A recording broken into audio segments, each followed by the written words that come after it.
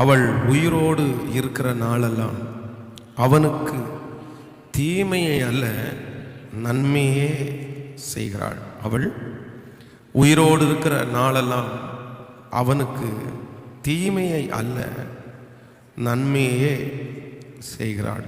அல்லேலூயா.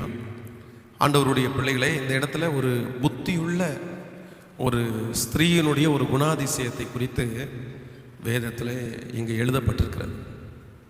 இந்த புத்தியுள்ள ஸ்திரீயை குறித்து அநேக காரியங்களை ஆண்டவர் எழுதினாலும் இங்கே ஒரு காரியத்தில் வேதம் சொல்லுகிறது, அவள் உயிரோடு இருக்கும் நாளெல்லாம் அவருடைய புருஷனுக்கு தீமையை அல்ல நன்மையே செய்கிறாள். ஆமென். தீமை அல்ல, கேட்கல எல்லாரும் சொல்லுங்க, தீமையே அல்ல நன்மையே செய்கிறாள். யார் அப்படின்னா, ஒரு புத்தி உள்ள ஒரு ஸ்திரீ தன்னுடைய கணவனுக்கு என்ன செய்ய மாட்டாங்களாமா? தீமை செய்ய மாட்டாங்க. அப்போ பொதுவாக வந்து நீங்களும் அப்படிதான் உங்களுடைய கணவனாருக்கு தீங்கு செய்கிறீர்களா அப்படின்னு கேட்டால், நம்ம நிறைய பேர் தீமை செய்கிறதில்லை. எல்லா கணவனாருக்கும் நிறைய பேர் உதவி செய்கிறார்கள். அவர்களுக்கு ஆகாரத்தை சமைச்சு கொடுக்குறாங்க, அவங்களுடைய ட்ரெஸ்ஸை துவைச்சு போடுறாங்க, அந்த மாதிரி நிறைய காரியங்களை வந்து செய்து கொண்டு தான் இருக்கிறார்கள். தீமையை செய்யலை. ஆனால் நிறைய நேரங்களில் நம்ம வெளிப்பிரகாரமாய் அவர்களுக்கு தீமை செய்யாவிட்டாலும் சில நேரத்தில் நம்மை அறியாமலே சில தீமைகள் நம்மால தன்னுடைய கணவனாருக்கு நேர்ந்து விடுகிறது. நமக்கு அது வேணும்னு செய்கிறது இல்லை சிலர். ஆனால் வேணும்னு செய்கிறது இல்லைன்னாலுமே சில காரியங்கள் வந்து அவர்களுக்கு தீமையாய் முடிகிறது. பொதுவாக ஒரு உதாரணத்துக்கு சொல்கிறேன். பெண்களை பொறுத்த அளவில் நம்ம என்ன பண்ணுவோம் அப்படின்னா, நிறைய பேசுவோம். நிறைய பேசிட்டு ஒரு சின்ன ஒரு பிரச்சனை ஆயிடுச்சு அப்படின்னா அதை ஒரு வார்த்தையோட விடுறக்குரியது நிறைய பேருக்கு இருக்காது. அதை குறித்து ரொம்ப பேசிகிட்டே இருப்போம். அப்படி இப்படி அது இது அப்படின்னு சொல்ல நம்ம பேச என்ன ஆகுது அப்படின்னு சொன்னால், அந்த கணவனாருக்கு ஒரு கோபம் உள்ளுக்குள்ளேயே உண்டாகுது, அந்த எரிச்சல் உள்ளுக்குள்ளே உண்டாகுது. உடனே அவருக்கு பயங்கரமாக டென்ஷன் ஆகிறாரு. ஆனால் சில கணவனார் என்ன பண்ணிடுறாங்க அப்படின்னா, படார்னு அடிச்சிடுறாங்க. சில சகோதரிகளை வந்து கை வச்சிடுறாங்க. ஆனால் ஆவிக்குரிய ஆண்டவரோட நடக்கிற உண்மையான பரிசுத்தவான்கள் வந்து மனைவியின் மேலே கை வைக்க மாட்டாங்க. அவங்க என்ன பண்ணுவாங்க அப்படின்னா, ரொம்ப கோபத்தில் தனக்குள்ளே எல்லாத்தையுமே அடக்கிட்டு ஒன்று சட்டையை போட்டுட்டு வெளியே போயிடுவாங்க. இல்லை அப்படின்னா போய் ஏதாவது யோசித்து உட்காந்துருப்பாங்க. அவங்க சிலது பேச சிலருக்குள்ளே அந்த பிபி அப்படியே ஹை ஆகும். நான் அடிக்கடி சொல்லுவேன், பெண்களுக்கு அதிகமான பிபி இருக்குதோ இல்லையோ, ஆண்களுக்கு பொதுவாக என்ன வந்துடுது அப்படின்னா அந்த பிபி நோய் வந்துடுது. அதுக்காக நீங்கள் தான் அதுக்கு காரணம், நீங்கள் அப்படி செய்ய வச்சிங்க அப்படின்னு நான் சொல்ல வரல. பொதுவாக ஆண்டவருடைய பிள்ளைகள் ஒன்று நினைத்து கொள்ள வேண்டும், உங்களுடைய கணவனுக்கு தீமையை ஒரு காலத்திலும் உங்களால் ஒரு தீமை அவருக்கு என்ன செய்யக்கூடாதாம்மா?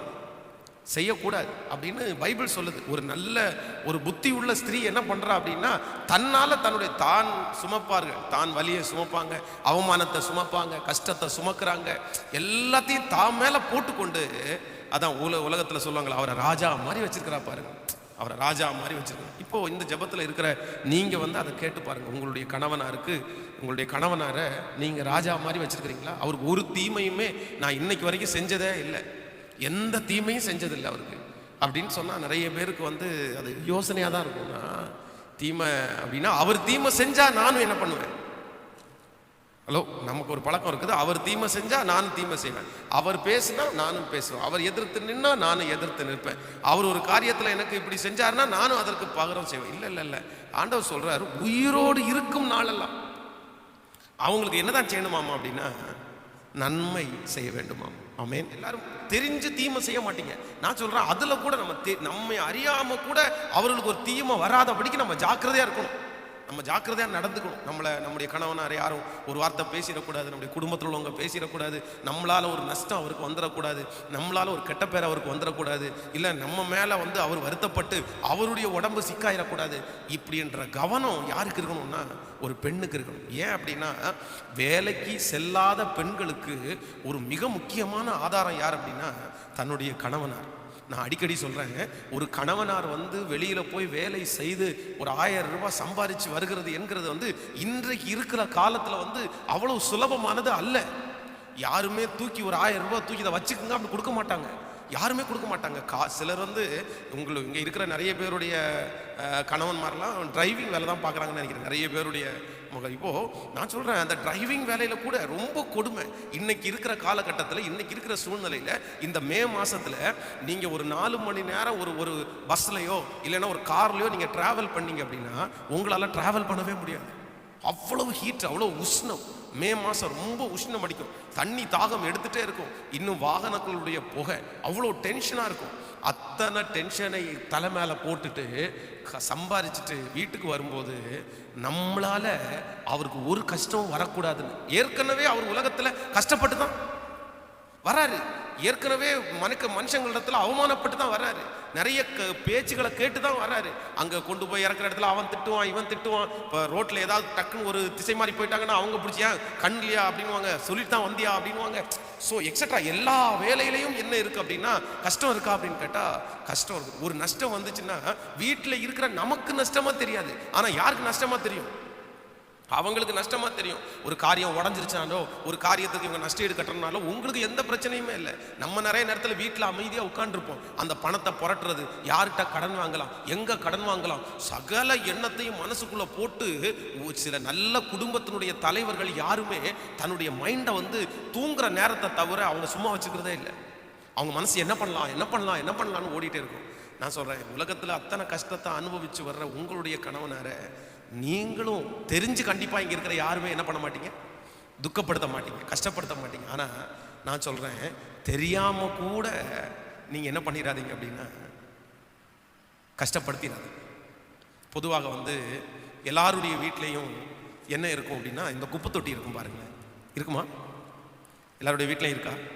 குப்பை தொட்டி இல்லாத வீடு இல்லாத வீடு எப்படி இருக்கும்? நான் சொல்கிறேன், குப்பை தொட்டி இல்லாத வீடு அது வீடாக இருக்காது, அது நாரும். நான் சொல்கிறேன், ஒரு வீட்டில் இருக்கிற ஒரு பெண்மணி, நான் குப்பை தொட்டின்னு சொல்ல வரல, அதே போல குடும்பத்தில் இருக்கிற சகல பாரத்தையும் சுமக்கிறவர்கள் தான். சில நேரத்தில் எல்லாருடைய கோபத்தையும் உங்கள் மேலே தான் கொண்டு வந்து திணிப்பாங்க. கணவனார் உங்கள் மேலே கோவப்படுவார், பிள்ளைங்க உங்கள் மேலே கோவப்படுவார். ஆனால் அந்த வீட்டை நாத்தமடையாமல் பாதுகாக்கணும்னா நீங்கள் எல்லாத்தையும் என்ன பண்ணி தான் ஆகணும். ஒருவேளை மற்றவர்களுடைய பார்வைக்கு அந்த தொட்டி வந்து மதிப்பற்றதாக இருக்கலாம், ஆனால் ஒரு நாள் அந்த தொட்டி அங்கே இல்லைன்னா தான் அந்த வீட்டில் இருக்கிற அத்தனை பேரும் எதைத்தான் அந்த துர்நாட்டத்தை மோந்துருக்கு. அப்போ தான் நினைப்பாங்க, டேய் உடனே போய் என்னத்தை வாங்கிடு. நான் சொல்கிறேன், சில நேரத்தில் உங்களுடைய வீடுகளில் உங்களுக்கு மதிப்பு இல்லைன்னு நீங்கள் நினைக்காதீங்க. நான் சொல்கிறேன், நீங்கள் ரொம்ப முக்கியமான ஒரு பர்சன். நீங்கள் இன்றைக்கு உங்களுடைய கணவனார் உங்களை வருத்தப்படுத்துகிற, உங்கள் கணவனார் உங்களை கஷ்டப்படுத்துகிற எல்லாமே ஓகேவா இருக்கட்டும், எல்லாமே பரவாயில்ல, அது எல்லாத்தையும் மனசில் வச்சுக்கோங்க. நான் சொல்கிறேன், உங்களுக்கு நிறைய அவுட்புட் இருக்குது, ஆனால் உங்கள் கணவனாருக்கு நிறைய அவுட்புட்டு கேட்கல. நீங்கள் ஒரு ஃபோனை எடுத்து பேசினாலே உங்களுக்கு ஒரு ரிலாக்ஸேஷன். ஹலோ, உங்களுக்கு ஒரு ஃபோன் எடுத்து பேசினாலே உங்களுக்கு ரிலாக்ஸேஷன். ஏன் அப்படின்னா, ஒரு ஃபோன் எடுத்து பேசும்போது குறைஞ்சது 3 நிமிஷம் 4 நிமிஷமாவது என்ன பண்ணுவீங்க, பேசுவீங்க. பேசும்போது சிரித்து பேசுவீங்க, அதிலே உங்களுக்கு சந்தோஷம் வெளிப்படும், அதிலே யார்கிட்டையும் ஒருத்தர்கிட்ட ஷேர் பண்ணுவீங்க, எல்லாமே சிலருக்கு நடக்கும். ஆனால் ஆண்கள் பொதுவாக வந்து அவங்களுக்கு சிரிக்கணும்னா அவங்களுக்கு காசு கொடுத்து தான் சிரிக்க வைக்கணும். இங்கேருந்து அவங்கள வந்து இந்த நம்ம சர்ச்சில் ப்ரேயர் நடக்கும் பாருங்களேன், இங்கேருந்து கூட்டிகிட்டு போய் வால்பாறையில் கூட்டிகிட்டு போய் அடா கொஞ்சம் சிரிங்க அப்பா அப்படின்னா அங்கேயே அவங்களுக்கு என்ன வரமாட்டேங்குது, சிரிப்பு. நான் வேணா ஒரு 50 ரூபா தரேன், கொஞ்சம் சிரிக்கிறீங்களா அப்படின்னு கேட்டால் கூட அவ்வளோ நம்ம சந்தோஷமாக தானே வந்திருக்கிறோம், எல்லாரும் சந்தோஷமா இருக்கிறது தானே வந்திருக்கிறோம், எல்லாம் ஜபத்து தானே வந்திருக்கோம். ஒருத்தருக்கு ஒரு சந்தோஷமா இருந்துட்டு ஒரு அரை மணி நேரம் இருந்துட்டு போகலாம் அப்படின்னு கேட்டால் அத்தனை பேரும் கிளம்புறதுலேயே ஆயத்தமாக இருக்காங்க. எப்படா கிளம்பலாம். ஒரு நைட் அவங்கள அங்கே தங்க வைக்கிறதுக்குள்ள நமக்கு உயிரே போயிடுச்சு. அடுத்த நாள் காலையில் எழுந்து ரெடியாக நின்றுதாங்க, பாஸ்டர் எப்போ ப்ரேயர் முடியும், நான் போகணும். ஏங்க உங்களுக்கு அவசரம்னு கேட்டால், நம்ம போகலன்னா வீட்டில் கஞ்சி இல்லை பாஸ்டர், நம்ம போய் எல்லாத்தையும் ரெடி பண்ணணும், அவனுக்கு கமிட்மெண்ட், இவனுக்கு கமிட்மெண்ட், இங்கே கமிட்மெண்ட், அங்கே கமிட்மெண்ட், ஏகப்பட்ட கமிட்மெண்ட் தலை மேலே. யாருக்கு? நான் என்ன நம்புகிறேன் அப்படின்னா, ஒரு வீட்டில் இருக்கிற தலைவனுடைய கமிட்மெண்ட்டை விட அந்த வீட்டில் இருக்கிற தலைவியினுடைய கமிட்மெண்ட்டு குறைவுதாங்க, ரொம்பலாம் இல்லை, குறைவுதாங்க. அதனால இந்த ஒரு தீர்மானத்தோடு போங்க. அவர் என்ன வேணாலும் என்னை கஷ்டப்படுத்தட்டும், அவர் என்ன வேணாலும் என் மனசை உடைக்கட்டும், என்ன வேணாலும் பேசட்டும், ஆனால் நான் கர்த்தருடைய பிள்ளை, ஆண்டவர் எனக்கு சொல்கிறாரு, என்னால் அவருக்கு ஒரு மன கஷ்டம் என்ன செய்யாதுன்னா, நான் உயிரோடு இருக்கும் நாளெல்லாம் அவருக்கு தீமையாக நான் இருக்க மாட்டேன். நான் அவருக்கு எப்படி தான் இருப்பேன் அப்படின்னா, கேட்கல சொல்லுங்களேன், நான் நன்மையாய் நான் நான் நன்மையை தவிர வேற ஒன்றையும் நான் அவருக்கு என்ன செய்ய மாட்டேன், செய்ய மாட்டேன், செய்ய மாட்டேன். ஆண்டவருடைய பிள்ளைகளே, காயப்படுத்துறதற்கு ஒரு நிமிஷம் ஆகாது. யாக்கோபை பார்த்து அவருடைய மனைவி கேட்கும்போது சொல்றார், எனக்கு பிள்ளை கொடும், இல்லை என்றால் நான் என்ன பண்றேன், நான் சாகுறேன் அப்படின்னு கேட்கும்போது அவர் என்ன சொல்றாருன்னா, கர்த்தர் உன் கற்பத்தை அடைச்சிருக்கிறார், நான் எப்படி உனக்கு. இப்ப ரெண்டு பேரும் மாறி மாறி ஒருத்தருக்கு ஒருத்தர் என்ன பண்ணிக்கிறாங்க. இந்த அம்மா வந்து யாரை காயப்படுத்திட்டாங்க, தேவனுடைய மனுஷனை காயப்படுத்திட்டார். இவர் யாரை காயப்படுத்திட்டாரு, இந்த அம்மா. ஆண்டவரே அவன் கற்பத்தை அடைச்சிருக்காரு, நான் என்ன பண்ண முடியும் அப்படின்னு கேட்கிறாரு. அப்போ சில குடும்பங்களில் இன்றைக்கு இருக்கிற ஒரு மிகப்பெரிய ஆபத்து என்ன அப்படின்னா, கணவன் மனைவி என்ன செய்யறாங்க, போதுமான அளவு காயப்படுத்திடுறாங்க. அதே போல மனைவி யாரை காயப்படுத்திடுறாங்க, கணவனை. நீங்க என்ன காயப்படுத்திட்டீங்கல்ல, நீங்க என் மனசை உடைச்சிட்டீங்கல்ல, நீங்க என் குடும்பத்தை இழுத்துட்டீங்கல்ல, நீங்க என்னுடைய கோபத்தை தட்டி எழுப்பிட்டீங்கல்ல, நான் உங்களை கோபப்படுத்த வேண்டாமா, நான் உங்களை பேச வேண்டாமா, நான் உங்களை காயப்படுத்த வேண்டாமா? இல்லை இல்லை, வேதம் சொல்லுது, ஒரு புத்தியுள்ள ஒரு ஸ்திரீ யாரென்றால் தன்னுடைய கணவனாருக்கு தீமையே அல்ல நன்மையே. அல்லேலூயா. கையை உயர்த்தி ஒரு அல்லேலூயா சொல்லுவோம். ஆபிரகாம் சொல்றாரு, இந்த ஊர்ல இருக்கிற ஜனங்கள் வந்து ரொம்ப மோசமானவங்க, நீ ரொம்ப அழகா இருக்கிறேன்னு பார்த்துட்டு உன்னை உயிரோட வச்சு என்ன கொன்றுவாங்க. அதனால நீ என்ன சொல்லு. கேட்கல. இப்போ உங்களை பார்த்து கேட்குறேன், உங்க கணவனார் அப்படி சொன்னார்னா, அம்மா நீ ரொம்ப அழகா இருக்கம்மா, இந்த ஊரில் இருக்க ஆட்கள்லாம் ரொம்ப மோசமான ஆட்களாக இருக்காங்க, நீ அதனால என் மனைவின்னு சொல்லாத, மனைவின்னு சொன்னால் என்ன கொண்டுட்டு ஒன்றை தூக்கிட்டு போயிடுவாங்க, ஆனால் நீ எனக்கு சகோதரின்னு சொல்லுன்னு சொன்னால் இங்கே இருக்கிற எத்தனை பேர் சொல்லுவீங்க? திட்ட மாட்டீங்க? யோ என்னையா ஒரு ஆம்பளையா இருந்துட்டு இப்படி பயப்படுறீங்களா? சே வெக்கமால அப்படின்னா எப்படி இப்படி சொல்லலாம், என்ன நான் அப்படி சொல்ல மாட்டேன் அப்படின்னு எல்லாம் பண்ணுவாங்க. ஆனால் அந்த விதத்தில் நான் என்ன நம்புறேன்னா, இவங்க மறுத்தரம் எதுவுமே பேசாததுனால நான் என்ன நினைக்கிறேன் அப்படின்னா, சரி நான் ஒரு பொய் சொன்னா கூட உங்க உயிர் தான் எனக்கு, உங்க உயிர் தான் எனக்கு முக்கியம், கர்த்தர் அப்படி விட மாட்டார் அப்படின்ற நம்பிக்கை அவங்களுக்குள்ள இருக்கான்னு தெரியல. ஆனா அவங்க அந்த அறிவு இருக்கானோ இல்லைன்னா ஒரு திட்டியோ இப்படி எல்லாம் பேசலாமா அப்படின்னு எல்லாம் கிடையாது. ஆனா அவங்க பதில் எதுவுமே சொல்லலை. அப்ப நான் என்ன நம்புறேன் அப்படின்னா, அவருடைய மனது முழுக்க தன்னுடைய கணவனாருக்கு தீமை செய்ய கூடாது. நிறைய இந்த கதைகள் எல்லாம் நீங்க பாத்தீங்கன்னா, அந்த கதைகள்ல வந்து அவங்க அம்மா அப்பா வரும்போது நல்ல சமையலும், இவங்க அம்மா அப்பா வரும்போது நல்லா இல்லாத சமையலும், அவங்க அம்மா அப்பா வரும்போது வரட்டும் வாங்க வாங்க, இவங்க அம்மா அப்பா வரும்போது அவங்க ஏன் இங்கே வர்றாங்க, அப்படிப்பட்ட நிறைய கதைகள் எல்லாம் இப்பொழுது உருவாயிருச்சு. அப்படிப்பட்ட குடும்பங்களும் இப்போ நிறைய பெருகிருச்சு. உங்கள் வீட்டுக்காரங்க வேணாம், எனக்கு எங்கள் வீட்டுக்காரங்க மட்டும் போதும். அப்போது பொதுவாக நிறைய கணவனாருடைய மனது வெளியே சொல்லாட்டாலும் என்ன பண்ணும் அப்படின்னா பாதிக்கப்படும். தன்னுடைய மனைவி தான் பெற்ற அம்மா அப்பாவை பார்க்கறதுக்கு சங்கடப்படுறாங்க அப்படின்னு சொல்லும்போது தன்னுடைய மனைவியை என்ன பண்ண முடியாதுன்னா அவங்களால வெறுத்து பேச முடியாது, தன்னுடைய மனைவியை திட்டவும் முடியாது. அப்படி திட்டி வெறுத்து பேசினா குடும்பத்துக்குள்ள என்ன வந்துடும், பயங்கரமான சண்டை வந்துடும், சமாதான குறைவு வந்துடும்.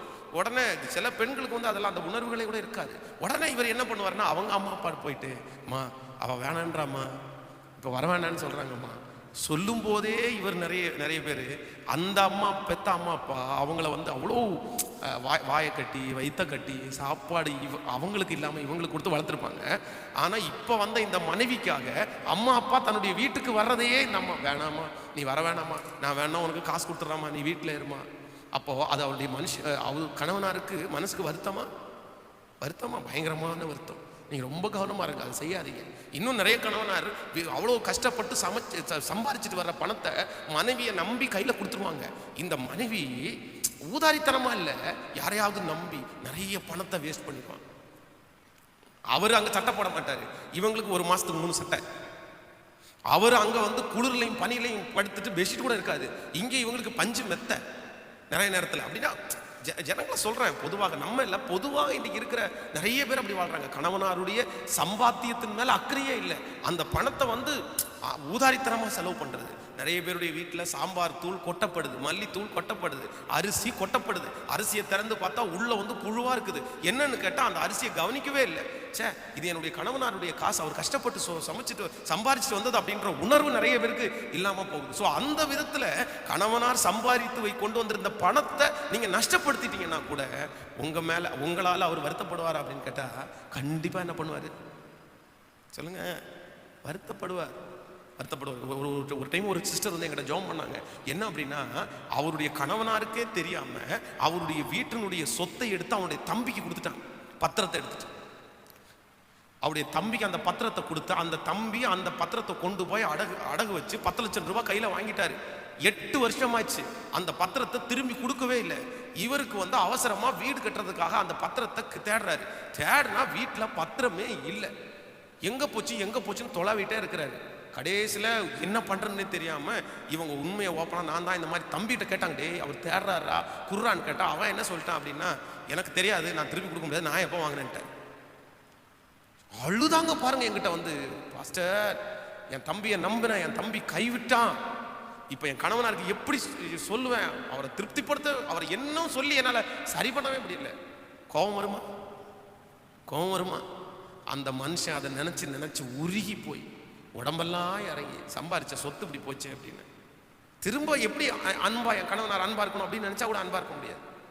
ஏன்னா அவர் கஷ்டப்பட்டு சமைச்சது. அப்போ நீங்கள் எந்த விதத்திலும் அவருக்கு என்னவா இருக்கக்கூடாதுன்னா, தீமையா இருக்கக்கூடாது. எப்படிதான் இருக்கணும்?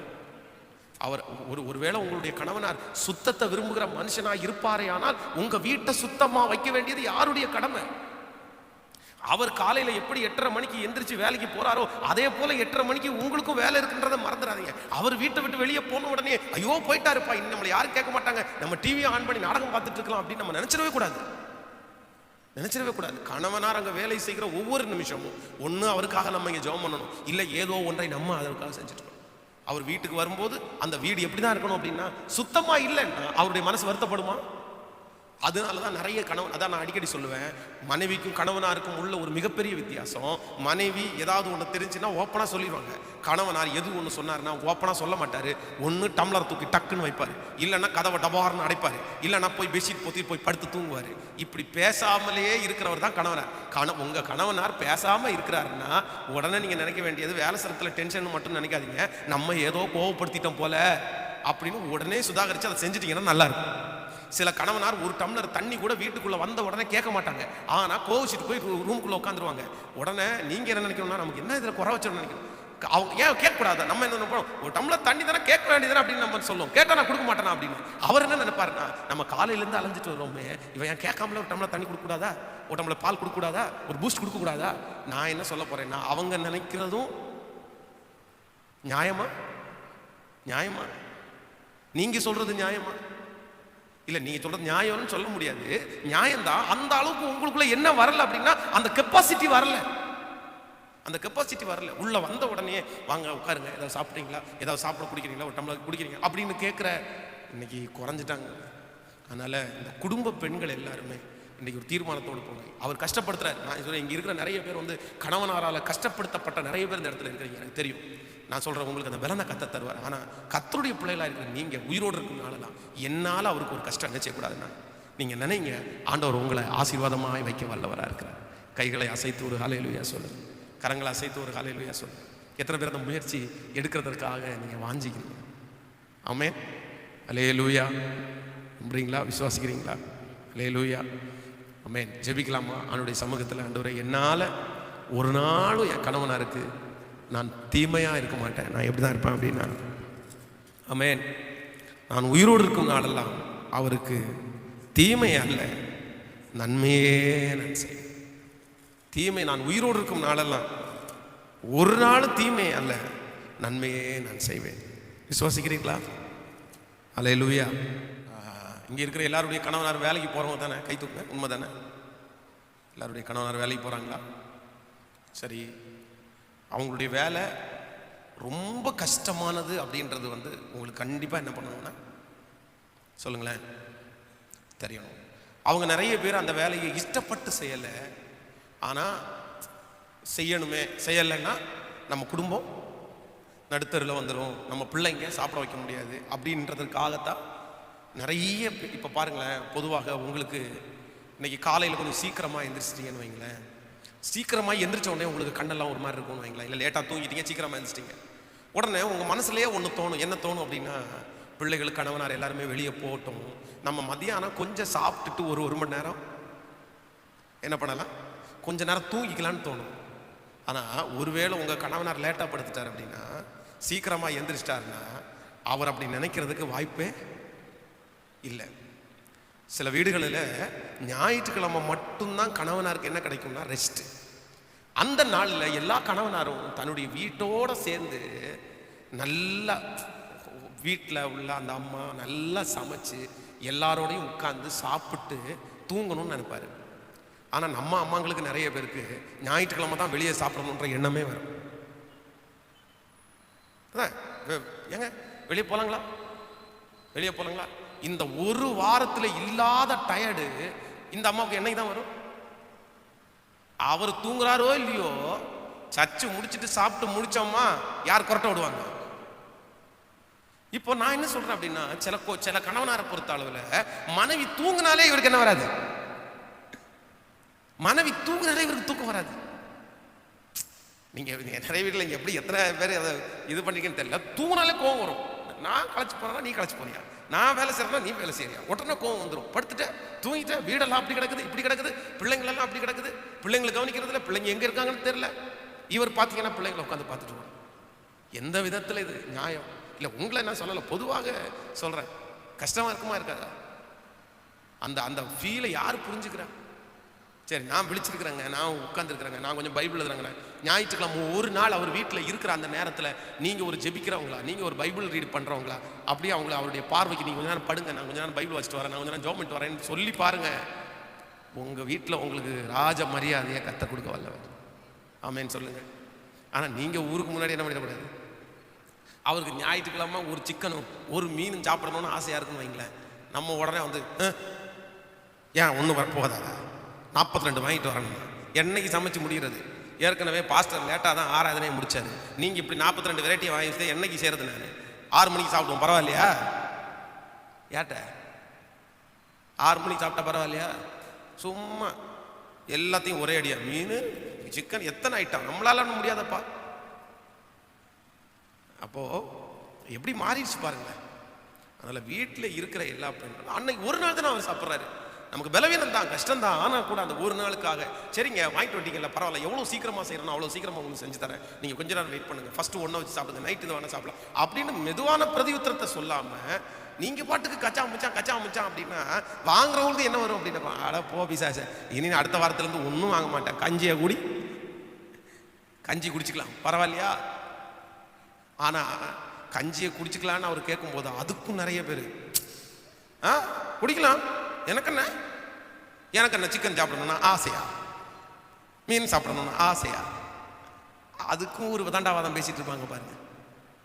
நீங்கெல்லாம் சிரிக்கிறத பார்த்தா இங்கேயே நிறைய ஆத்மா அப்படி இருக்கும்னு தோணுது. ஆமென், அல்லேலூயா. ஆண்டவருடைய பிள்ளைகளே, ரொம்ப கவனமா இருங்க, ரொம்ப கவனமா இருங்க. இது நான் சொல்றது இல்லை, ப்ளீஸ் தயவு செய்து வந்து என்னமோ பாஸ்டர் வந்து பேசுறாரு அப்படின்னு நினைக்காதீங்க. நான் கர்த்தருடைய வார்த்தை தான் சொல்றேன். அவள் உயிரோடு இருக்கும் நாளெல்லாம் தன்னுடைய கணவனுக்கு தீமையே அல்ல நன்மையே செய்கிறாள். அவ்வளவுதான். இந்த ஆண்டவர் சொல்லிட்டார், இந்த வார்த்தை வேதத்துல இருக்குது, அவ்வளவுதான். இதை நீங்க ஃபாலோ பண்ணுங்க. உங்க கணவனார் கொடுமையானவரா என்னன்னு எனக்கு தெரியாது, ஆனா ஆண்டவர் நினைச்சாருன்னா ஒரே நாள்ல அந்த மனுஷனை மாற்றுவதற்கு கர்த்தர் வல்லவரா இருக்கிறார்.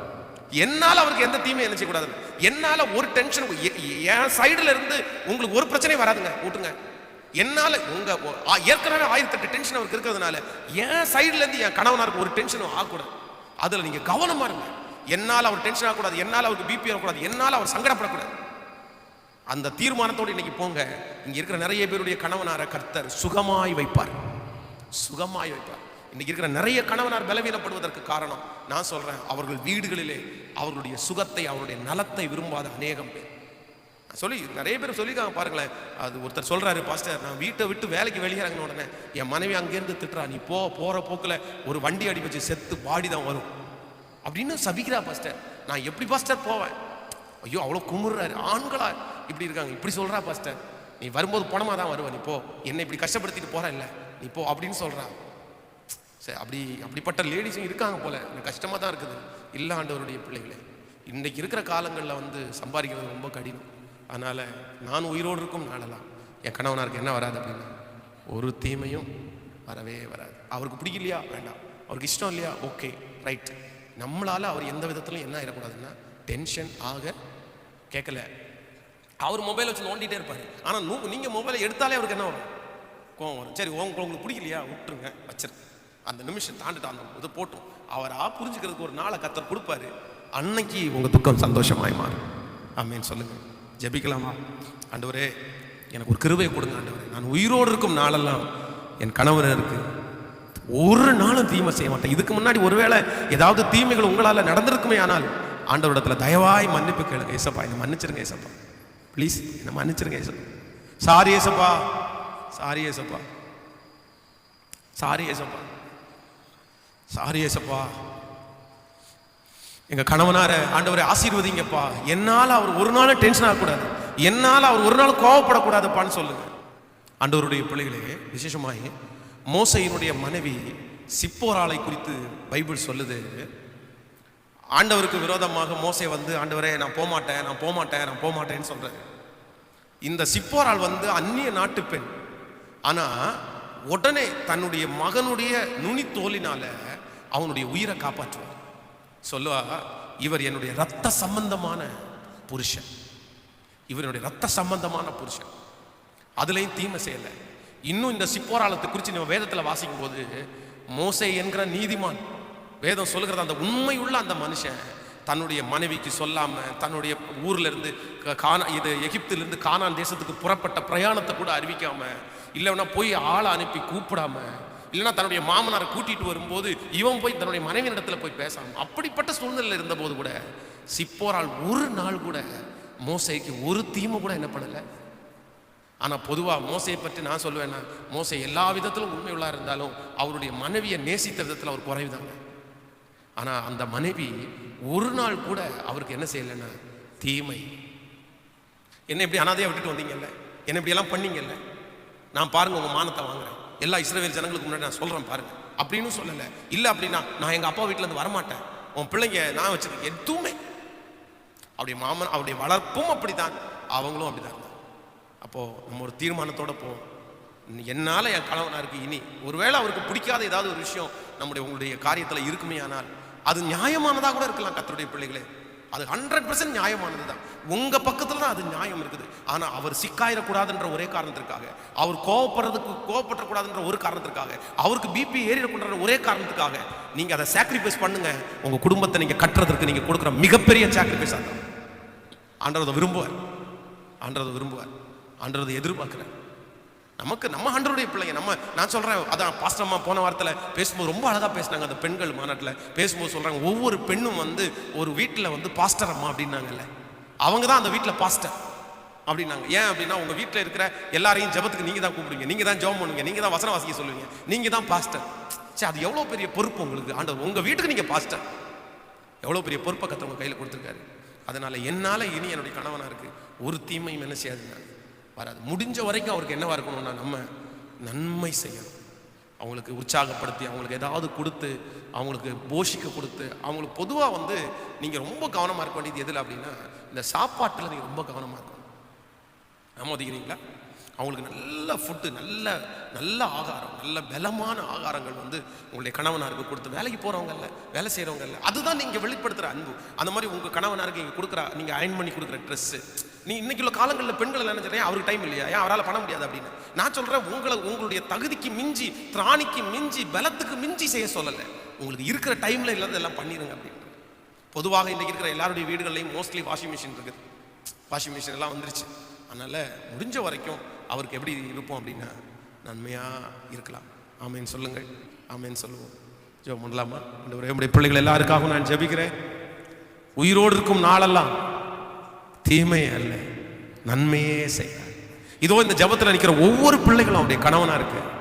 இதுக்கு முன்னாடி ஒருவேளை தெரிந்தோ ஆண்டவரே அறியாமலோ அவர்கள் வந்து அவருடைய கணவனாருக்கு ஏதோ ஒரு தீமையா இருக்கலாம், அவர் டென்ஷன் படுத்திருக்கலாம், கோவப்படுத்திருக்கலாம். ஆனா இன்னைக்கு ஜெபிக்கிறேன், இனி அவங்க வாழ்க்கையில் அவர்களால் அவருடைய கணவனார் கஷ்டப்படக்கூடாதுப்பா, அவருக்கு டென்ஷன் வேணாம்ப்பா, அவருக்கு பிபி வரக்கூடாதுப்பா.